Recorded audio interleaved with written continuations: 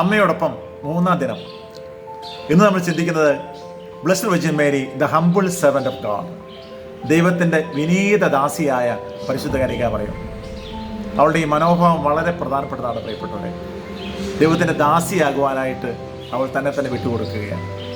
ലൂക്കായുടെ സുവിശേഷം 1-ാം അധ്യായം 38-ാം വാക്യത്തിൽ ദൂതൻ്റെ അറിയിപ്പുണ്ടായപ്പോൾ അവൾ പറയുകയാണ്, ഇതാ കർത്താവിൻ്റെ ദാസി, നിന്റെ വാക്ക് എന്നിൽ നിറവേറട്ടെ. പറഞ്ഞതുപോലെ സംഭവിക്കട്ടെ എന്ന് പറഞ്ഞ് സ്വന്തം ഹിതത്തെ അവൾ ദൈവത്തിന് വിട്ടുകൊടുക്കുകയാണ്.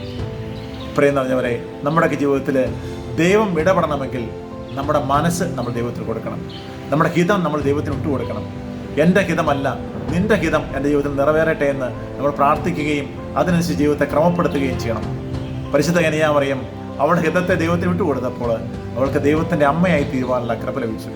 പ്രിയം നിറഞ്ഞവരെ, നമുക്കും കൃത്യമായ ഉത്തരങ്ങളില്ലെങ്കിലും എന്താണ് അടുത്തതെന്ന് അറിയത്തില്ലെങ്കിലും ദൈവത്തിൻ്റെ പദ്ധതിക്ക് സ്വയം വിട്ടുകൊടുക്കാൻ നമുക്ക് ആഗ്രഹിക്കാം.